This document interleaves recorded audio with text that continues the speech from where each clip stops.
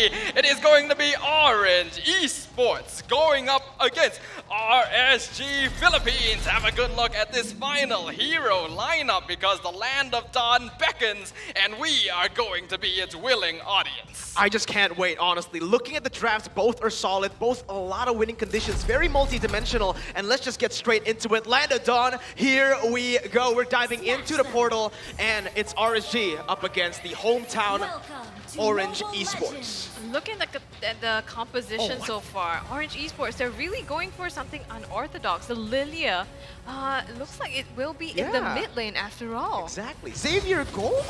We've seen this in Indonesia. Onyx, I didn't want to say it because, you know, but Onyx, yeah, they were the ones to actually use the Xavier in the gold lane. It's pretty good, but you need to wait up until you get that ultimate for actual global presence, especially against Beatrix. Kind of tough. Yeah, it is going to come down a lot to whether or not they actually get that farm, because usually when you play a mage in the gold lane, you want to be able to dominate against the enemy marksman, but by going with a Xavier instead, Orange Esports are matching it up, making use of that gold lane money to actually accelerate Valence's farm instead. And while this does mean that the Xavier might scale up more quickly, it also means that Eman will have a much more comfortable lane. Oh, the hook there onto Min, but he manages to get away safely with a perfect match. Well, this is exactly why Light on the Franco is so dangerous. That's a big resource, right? That's a huge resource because look at that, 30 seconds onto the turtle. Min will not have that flicker. Usually you just look for those Fatal Links plays when you do fight for the first objective. This time though, I feel like, yeah, they're gonna go for that bottom side, not really looking for the fight onto the neutral objective, trying to trade it out, but RSG Philippines, they're rotating really well. Light already down. Yeah, I don't think they do mind losing out on that flicker too much though, because I'm not sure if Min will actually hit that level in time for the turtle. Sometimes it is a bit of a 50-50 situation, so as long as he keeps himself alive, his presence is going to be a lot more valuable than a play he may or may not make. Yeah, the two teams now looking to set up something at the turtle here. Unfortunately, Born, the hook there onto Man, grabs him, but unfortunately they are not able to make a play here. Aqua goes in, has to back away here before Min doesn't have the ultimate now, so they're pretty safe, and looks like the RG will go ahead and secure the turtle for themselves. Yeah, just an easy turtle take. They go for more though. Bloody Hunt popcorn just taken down there by Aqua. That's first blood over to RSG Philippines. Min also forced to back away. No flicker there. So I feel like they might be looking for, there you go. Yeah, I was about to say, Nats staying still for just a few seconds kind of worried me, but we have the pause coming through. RSG Philippines with the initial early game advantage already. 700 gold lead. Yeah, definitely an ideal start for RSG Philippines straight away. Obviously, they recognize that they're going to have this slightly stronger early game composition, chiefly because of the fact that they have the Franco, they have Nats on the Tamas, so they already have lane priority, allowing them to gain more control over the turtle pit. Now, in this situation, it is actually okay for Orange Esports to make that engagement as well, because Gary does have a lot of damage. He has the Dark Knight Falls that'll allow them to escape if things get a little bit too dicey. But they definitely overstayed their welcome a little bit. The moment that turtle went over to RSG, Orange Esports needed to back it off. Yeah, and when you spoke about the team compositions, right? Yes, RSGPH does have an early game, but on the side of Orange Esports, they also picked up the Helkert. So, I mean, Helkert, you have to kind of snowball him, get the early kills as well for him to be really viable in the later part of the game. Otherwise, he's pretty much a utility jungler, just popping the Dark Knight Falls to support the team fights. But looking at the composition of RSGPH, he only really has Light and Iman that he needs to shut down. And so far, that granted, it's only been a minute or so into the game, but it hasn't happened yet. Yeah, that's why I feel like that's the only pick that I don't like from Orange Esports is that Helkert pick, right? It really does feel like he was just forced to play that Helkert because no other heroes were left. RSG Philippines, they picked up the Akai and banned out the Fanny. It's actually Orange who banned out most of the junglers here in the draft, and because of that, they limited their own jungler to the Helkert. Now, let's talk about it.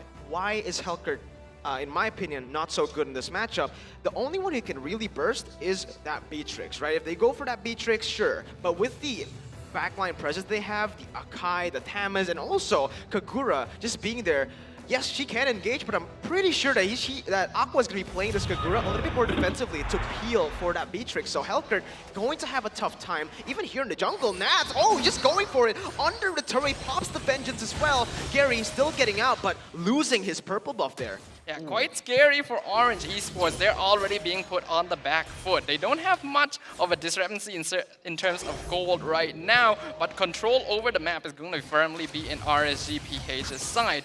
You mentioned earlier, the Hellcurt obviously not too good here because, as you mentioned, not a lot of heroes to burst down. But even classically, Orange Esports actually like playing this Hellcurt purely for the utility of the Dark Knight Falls. They want to blind RSG PH in the late game so that they can burst them down with magic damage and get good fatal links. Now that you mention it, yeah, I guess I see it. With the huge burst coming from Man, and well, Gary still has some damage as well as Valence in the later part of the game, but Light again gets a hook onto Iman, the target exactly that he wants. In RSGPH looking to press their advantage here a little, but Orange Esports quick to back away. At this point, it's very instinctual, right? You look at RSG Philippines, you just think that they know your every move, but sometimes it comes down to that timing, and Man now caught, going to be pinned down, flickers out, RSG disengaged from the fight, but Min flickers forward, brings them back towards Orange Esports, and they collapse. Demonkite caught, the Dawning Light is there, and there you have it. Orange, they are here to play. That's a trade 2 for 1. This has been the issue against Orange Esports. Purify, purify, purify. But they haven't gotten a single one on their side of the team yet. And I mean, this is, you have to take a lead from the previous games as well. EVOS SG, they made the exact same mistake by not having a single one, and it was this Atlas Fatal Links that caused them all these team fights. Yeah, absolutely. That is exactly what Orange Esports is looking for in that situation, but they're engaging again. Yeah, Born caught low. Still has that flicker to get out. Actually, the Purify, as that Dawning Light was used to try to spot him in the enemy jungle. Demonkite, though, still on that turtle. Orange Esports only with 2 members here trying to contest. Gary will finally pop back in. Demonkite and Gary battle of the Retributions, and it is going to be Demonkite winning it out. He pins Min down as well. RSG Philippines gets another one on the board. Man just gets locked down there. He's trying to run away with the Yin Yang overturn, and Nat just diving in will be able to secure that kill. Born takes 1 trade, but he is going to lose his life. That's the Dawning Light actually zoning these members away. Born might actually be able to win this one. Both teams just disengage. Again, RSG with a better trade. Yeah, Born is doing a very good job of buying a lot of time there. RSGPH making good use of that heavy spin to make sure that Gary isn't able to be in range for that retribution. As we look now, the emblems are up on the screen. Nothing too unusual for either side, but we can see that Aqua is going for Magic Worship for more of that late game burst, perhaps to match up and to take advantage of the fact that Orange Esports does have several squishier heroes in the late game.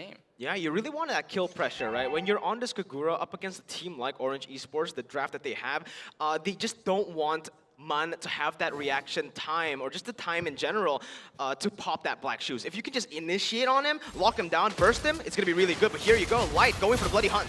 Yeah, and already Min has just been melted down to the ground. The hook comes through by Light, but doesn't connect onto Valence. And Miracle, you are absolutely right. They have so much CC on the side of RSGPH to be able to buy that time as well and set up for all these burst damage in the team fights. Light, look at him just again and again throwing out these hooks. Even if they don't catch, it zones out so much space for the team. What we do still have to be careful of, though, is that this Atlas, even if he is dying a lot here in the early game, all you need in the late game is that one big fatal links. In terms of items right now, we can see that the cores on either side are already completing their first items. Nothing too unusual being built by either of these teams. Yeah, the Thamas, though, as well. Nats just... he's going for that DHS, just cheeky damage in the early stage of the game, as they will just have full control of the turtle side here. They're going to just go for it, and again, Orange Esports is trying to respond with a trade onto that bottom side, but RSG are too aware. In the mid lane as well, Born taking low, Yin Yang overturn, bursts him down, and that's what the Magic Worship is for. Yeah, on the bottom side, Orange Esports, they were trying so hard to get something, a consolation prize, but here the Fatal Links, they find it in the name of Iman, and Light is 1 hit away. Man secures the kill as well, knocked that up to 2 on the side of RSGPH, but they want some revenge. They're finding Man here on the bottom side. Will they have the damage? Demonkite manages to seal the deal. That's just unfortunate there for Orange Esports, but they are actually able to trade reasonably well despite being 3k behind in terms of net worth. Again, you do have to give a lot of respect to that Fatal Links, but now Nats is the one being targeted. Yeah, Nats, he's in a 1v3 situation, but that's RSG coming in for the backup. Nats still surviving, and it is going to be another 2-for-0 trade. Orange, they traded for a turret up top, but RSG, they're controlling this mid side so well, and they're playing their weak side lanes also just incredibly well. Even though you said that Aqua was forced into this Kagura, it doesn't seem like it at all. That burst damage coming from the Yin Yang Overchin just basically turns around the team fight entirely. And now, RSGPH, they've stripped so much control of the map, the top and the mid and the bottom side as well. All 3 lanes. It's starting to look really tough for Orange Esports. Yeah, definitely, but we do have to recognize that in the early game, Orange Esports knows that they're probably not going to win out. And if they do, it is just really good for them. Right now, they're not exactly in a guaranteed loss. They are 5k behind, yes, but that is a deficit that can be made up, especially when you consider that they do scale pretty well into the late game with all 3 of these mages. What I am mainly worried about is with most of their damage being magical, it's very easy for RSGPH to itemize against them. Oh, at this point, right, 6,000 gold lead, and again, Lights. Ooh. This is the Franco that you need to be scared of, that you need to respect. The thing is, it's just really hard with the positioning and the instinctive plays that he makes on the map. It's so easy for him to land these hooks. Again, I can't even hit a minion on Franco. That's why it's Light playing in Miracle. That's why it's not me. And right now, Orange Esports, they try to go in for the steal with the Dawning Light, but still, Demon Kite too fast on that Retribution manages to secure the objective. So Orange Esports, they're gonna start facing a Lord coming down one of the lanes, even though they have the that huge shot from the Renner, but even though they have the latest scaling power, RSGPH are trying to close this out as soon as they can.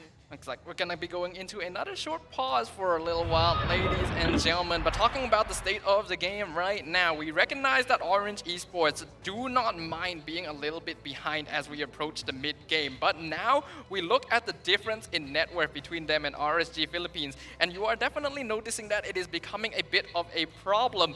This is a much bigger deficit than Orange Esports would be comfortable with playing against. And if they continue allowing these objectives to go over for free to RSG Philippines, it will become very difficult for them to come back and even hit that power spike that they're designed to do. I agree. It's just going to be really tough for the side of Orange Esports, especially now, right? We said it in the beginning, they want to try to look for these fights maybe in the mid-stage of the game. Yeah, early game, it's going to be tough with the Franco in the hands of Light. But now I feel like they've just fallen way too many times in these team fights. They look for these, they just tried to go for every team fight instead of trading, and now they're caught in a very tough position, right? RSG need to make a mistake, I feel like, for Orange to come back to this game. Well, waiting for RSG to make a mistake, you really have to have the patience for that, though. We're gonna look at the head-to-head now from Aqua up against Man. So it looks like, well, Aqua definitely a lot higher in terms of his average KDA and gold. Is that surprising? Honestly, that's really surprising to me.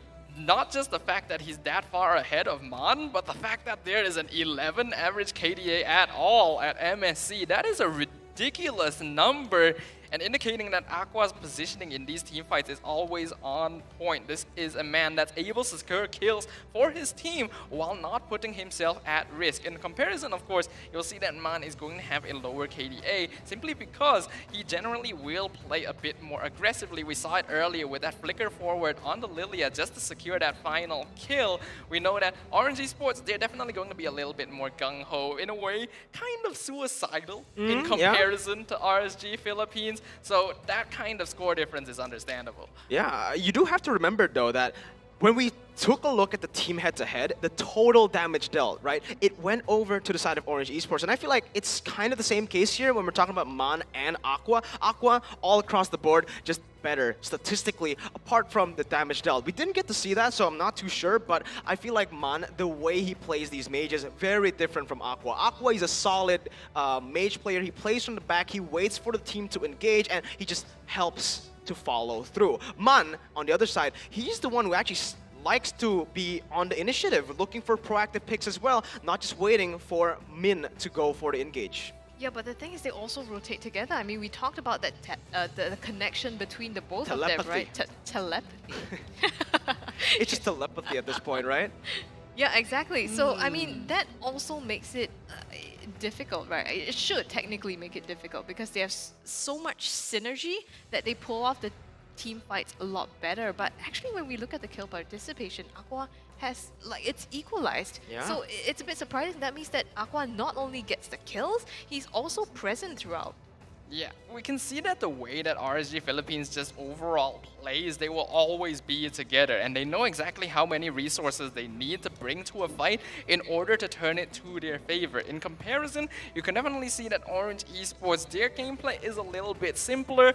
Whoever is nearby, they will rotate over to try and take objectives, which is perfectly fine as well, because there's definitely a synergy between these players, and we already mentioned the connection between the twins. You don't really need to plan very heavily in advance for an objective. But because of that, it also results in situations where they have to be a lot more responsive in comparison to RSG Philippines, because even as we can see so far, the Dark Knight Falls isn't actually doing enough to deter the fighting of RSG. Ability efficiency, right? In the utilization of these abilities, they need to be efficient. I agree with you. Orange Esports, I feel like they haven't been able to utilize these abilities properly yet. They don't connect it, they don't chain it together properly, right? When you see that Dark Knight Falls, you just want someone to engage with you. You just want someone to scramble in the team fights with you. But because I feel like they just fell so behind in that early stage, they're just really not able to do it here in the mid stage. Wait for the power spikes to hit, get that Lilia and Xavier some items, and perhaps as well the Esmeralda to get to a good state defensively. Then I think they can actually start winning these team fights, looking to throw bodies again, like you mentioned, and flip these team fights over to their side. Yeah, I don't know if we can see that, but on the screen, we're going to have Valence coming up here. Player feature, average KDA of 3, damage of 71, almost 72,000, and kill participation of 71. So actually, this is pretty similar to Aqua. So when you said, Staffa, that they pretty much work together, rotate together, this is exactly true. Yeah, when you look at Valence here, the kill participation of 71% is actually pretty high for a marksman. Because usually now, especially in the meta nowadays, it's pretty common to see the marksmen just kind of hanging out in their gold lane, farming up, because that is where they're going to be comfortable. But we have seen from their previous games that for Orange Esports, that's not really the case. Valence wants to be part of the fight. He wants to be there to shot call. And he will even go out of his way to be ultra aggressive to try and pick off those kills. We already see it when he plays on that 1-1. You expect he should be standing back. No, he wants all of those weakness points. Yeah, different kind of gold laner, right? When we're talking about Valence as well, because guess what? He's the shot caller of the team as well. When I first heard this, I just didn't believe it, right? Gold laner, the guy who's usually just self-isolating, farming alone, looking for gold in that side lane, he's the shot caller. So now that you see the statistics, it becomes even more clear why he's the shot caller. He participates in a lot of these team fights, a lot of even the early pickoffs in the game. He comes and joins the team in the turtle, first turtle as well sometimes. It really depends on the hero, but most of the times, that's why he picks up these early game-centric heroes so that he can just bring over the power in the gold lane to that turtle side or the objectives. Honestly, that is so difficult to do. It is. I mean, you're at the other end of the map. Like typically, I mean, the turtle's on the other side. If you rotate, it's really costly, right? At the same time, not only do you have to watch out for your lane, because for Orange Esports, we talked about it earlier, one of their key priorities is to control the gold lane at all costs. Not only does Valence have to watch his own lane, being able to shot call across the map, that's another level of play. Yeah, it's very impressive overall. Does look like we have a bit of a ping spike problem going on though, ladies and gentlemen. So for those of you watching at home, do give us a few minutes to resolve it to make sure that we will be able to bring you the best gaming experience overall here at MSC. But yeah, as you mentioned that, it is very difficult and very unusual to see the gold laner as the shot caller precisely because they do want to stay on their side of the map. And I think because of this as well, it does kind of limit Valence's hero hero pool a little bit because he doesn't want to be playing on those marksmen that just stand in lane and farm the entire day. He doesn't want to play those Claudes. Usually you'd expect he wouldn't want to play the 1-1 either, but he has his own style. So being able to make use of this is good, but he also needs to be able to adjust it and figure out how he wants to fit it into the meta overall, because right now, as we return to the game, RNG Esports not in the best shape. Yeah, resuming back, RSG Philippines still with the initiative. 7,000 gold lead, Light! Woo! Almost just gets Born, but Purify was ready for Born, so he will still be able to get out. But with this Lord now currently marching down that top side, they are playing this really well, actually. That wave manipulation onto the bottom of the Light might get punished here. Dawning Light. Oh, No. it comes through, almost gets Light there, but just really a little bit of health left. Manages to get out though. I was gonna say you purify one hook, but Light has so many others coming your way. But I think that just a little bit overextension on the side of RSGPH. And right now, Gary taking so much damage, has to back out. Min as well. The Lord goes down. They're unable to clear this top inhibited turret for this moment. Good defense by Orange Esports, but you can definitely see that they're being pushed to their last legs. An 8,000 net worth lead for RSGPH already. And you definitely don't want to be in this situation where you're just stuck in your base waiting for farm to come to you, because that's just going to accelerate RSG Philippines farm even further, especially when you consider Orange. They don't have a lot of heroes that can split push those other lanes by themselves. Yeah, you just can't shine the Dawning Light onto Light, right? That's what happened there. He lived by a sliver of HP, 1 HP, and you can see now, based on the keys to victory, we saw this as well. RSGPH, follow the Light. That's one of the keys to victory. You can really see it here. It's very clear in most of their games when Light goes in for the hook, but you can already see here, the crowd passionate again. Yeah, for both Orange Esports, I think, and RSGPH as well. I mean, this is, after all, the home ground, so we can expect a lot of supporters here for Orange Esports. And not to mention that they are in the upper brackets as well, so fighting for a lot on the line. Sometimes you do find it a little bit difficult to tell the difference between passion and just Yeah. straight up aggression here. So I am hoping that those of you in the hall right now, make sure to keep your wits about you. We know that there's a lot of passion, a lot of focus on this game right now, and we appreciate all of you for joining us here live at MyTech Kuala Lumpur. Obviously, again, if there are any issues in game, we do have to make sure they are resolved before we can continue, because I'm sure all of us who play MLBB understand we really don't want to have to play with lag, we don't have to play with disconnections and stuff like that. Absolutely. Again, fair play is the #1 priority here at MSC 2022. We're giving the players time to, fix those issues. But let's take a look at Nats and Born. Nats, we mentioned this early on. When Born picked up that Esmeralda as a first pick for Orange, this matchup is bound to happen, right? The head-to-head for both of these players. We can already see from the statistics, again, Nats just statistically better than Born, but it comes down to the flippy fights again from the Malaysian teams. Damage dealt for Born, and the way that he plays the game, very lane-centric here, considering his kill participation is only at a 51%. Yeah, and so far in this game itself, Nats has been dominating his lane. I mean, probably because he's on the Tamas, but it's dominant. dominant. It's very dominant. Wasn't In yeah, what way? exactly. Yeah, he's just very dominant in lane, bro. Like, Nats here. On that Tamas, we saw this multiple times yesterday as well, RSG Philippines.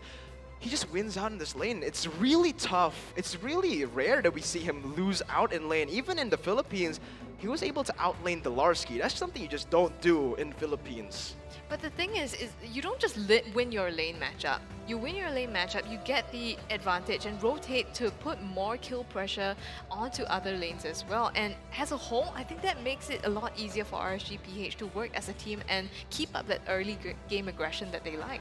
Yeah, in addition to that, you gotta think about heroes like the Franco, but right there in the crowd we can see someone telling their mom that they are on TV, and yes, you are on TV here on EGG Network on Astro. Make sure you guys tune into the channel if you guys haven't yet, but yes. So overall, we can tell that from the matchup between Nats and Born, obviously, Nats is going to be a much more dominating EXP laner because he likes to play aggressive. Born typically, if he does have the aggressive matchup, then yes, he will try to win lane. But otherwise, he will tend to take a more passive stance and rotate to assist his team when necessary. His job is just to hold the lane. But it becomes a lot more difficult to do that if the other lanes aren't able to maintain control of the map either. Speaking of orange, what type of fruit were they putting on screen there? Was it an orange? Question mark? Wait, why wouldn't it be an orange? I don't know. Maybe it's a lemon. Oh, wow. Wow, there's some shade there. Some shade there. Why would... Well, it hasn't there been a lot of... It's not fruit. Like, there has been a lot of different categories so far in this tournament. There's been, like, animals, fruits, like, so many We different get the crowd things. riling up. The crowd riling up as they see an attractive woman. Yeah, that's all you need, That's really. all you need. We're all gamers in this hall. We know exactly what we want here on screen. It's not the players. It's yeah. I think we all know. Wan what Wan. we- Straight up, Exactly, just it's Wan Wan. Yeah. I want to see Wan Wan. She's always banned though. She is. I mean, for good reason. No. If she's winning so much, you can't expect her to see it, Yeah, especially okay. on Valence. This is Valence in the game, Miracle. I agree. You know. Oh, look. Yeah, we're talking about cosplayers. Kagura is in the building. Yep. You like Kagura? Kagura's being played in the game. I do like Kagura. I like a good game of Kagura sometimes. What Yeah. kind of game? Some MLBB. you know, MLBB. Some MLBB. You like MLBB? I love MLBB. I think if I didn't like MLBB, I would not be here. Exactly. That's why we're all Yeah. here. Casters as well, just super passionate about the game. We can't wait to get into it. That's why stay patient, ladies and gentlemen. Again, the pink spike, this fair play, #1 priority. Stay patient with us because we want the players to feel A-OK, 100% when they compete. Yeah, I mean, this is, after all, game #1. You know, how do you think the players are feeling right now? They have kind of a lead RSG PH going in. Orange Esports, they do maybe need to take a little bit of a backseat, assess this situation for themselves. They still, it's only game 1. They still have a chance, but at the same time, they cannot lose the stamina to continue. Yeah, absolutely. And when you mention the fact that they need to take a back seat, need to kind of refocus themselves, this pause actually gives them a unique opportunity to actually do that exact thing. Because typically, you're not going to be able to stop the game halfway and talk about strategy, right? But in this sort of situation, well, ideally, we don't want there to be a technical pause at all. But when life gives you, well, Lemons? it's lemons, but in this case, oranges? oranges. We're going orange. When life gives you oranges, you make orange juice. All right. Yeah, I mean, we can just change it to apples too, right? Why does it have to be orange?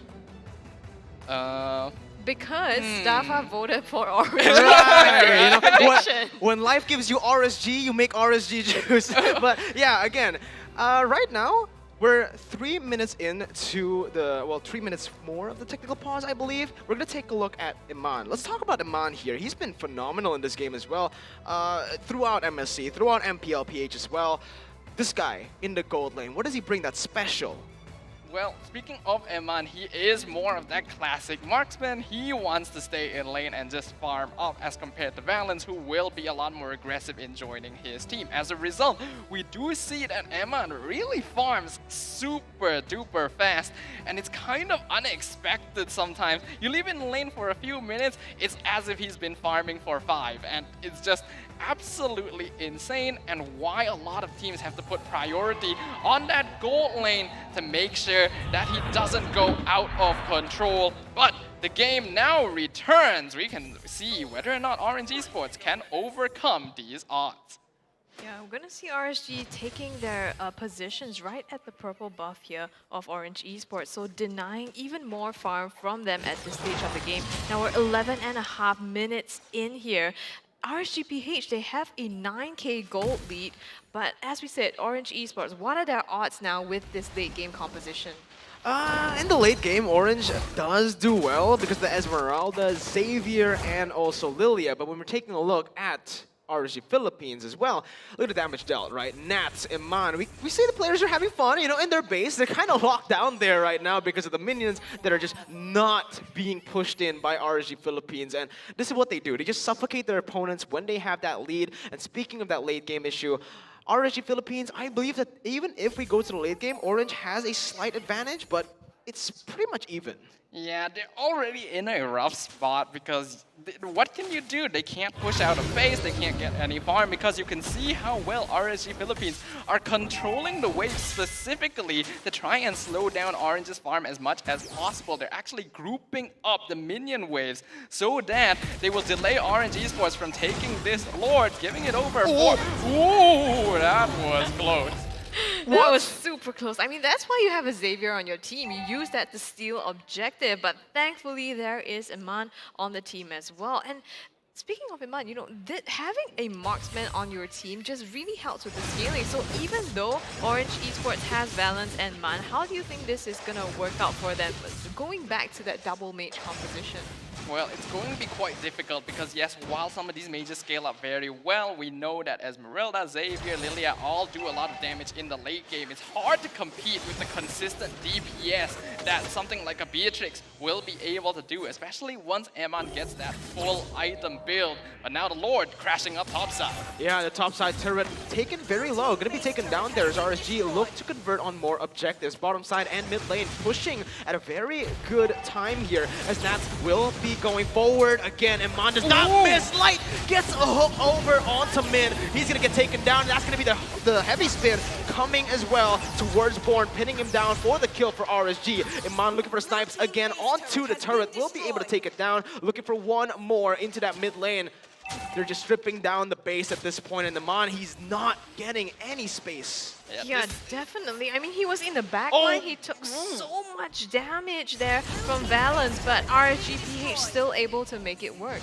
Yeah, but now that they've made it work, it's going to be difficult for Orange to do the same. Their base is completely empty. Looking at the item build so far, while Valence is actually able to farm up quite a lot of items here. He's one item away from completing his build. Eman has already finished his. Aqua in a very similar situation as comparison. The rest of Orange Esports definitely having a tough time getting their farm. And then we have now reached the point in the game where normally when you're a Franco, you don't want to hook Atlas because that is a free flicker for the Fatal Links. But they do so much damage that Min literally cannot survive it.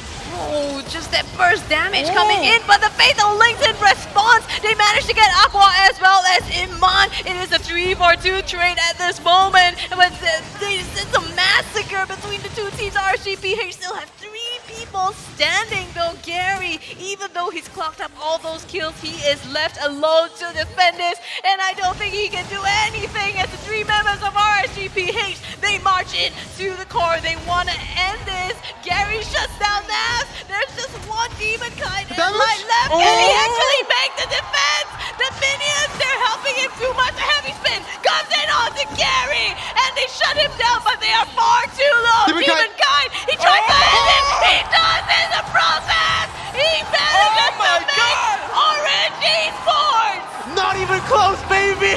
Orange Esports, they do it. They defend the base literally with just 1 HP there left, as they will now have to clear out all the lanes. They can technically use this moment to go over to the Lord. I think they have to at this point, right? Demon Kai spawning in 20 seconds. They just need to make a desperate play, because if they go and just tower defense again, it's not gonna happen a second time. MLBB fans, I have literally never seen this before in my ML career. Let's have a look at that instant replay again, because as we can see, this is a 1v3 situation, and RSG Philippines are just trying to take down the Crystal. They think we can just outnumber Orange Esports and take this down, not realizing Gary actually has a bit of damage. Because of that, both Light and Demon Kite have to back it off, but Man comes back just in time. Honestly, if Light had just stayed there, they would have ended the game. 1 hit was all they needed to end the game here, but Orange Esports looking for the play. It's going to be Aqua just zoning Gary out. The Dark Knight falls, Gary gets out, and they're actually able to pull back. Nats now going in onto Min with Aqua there. Dawning Light connects on the Demon Kite, but it is going to be Min taken down. Demon Kite getting the Lord as well. 2-for-0 RSG. They're looking for the end now. Valence trying to do what he can. Iman is looking for the call. Light! He goes in for the hook. He gets the prio target. Valence is down. Gary is next, and RSG with a double kill onto Iman will take game 1. Oh my goodness, RSGPH that failed siege there. felt like it just fueled their anger, their aggression here, and they came back with a vengeance for a round number 2 siege and managed to clean it up so well.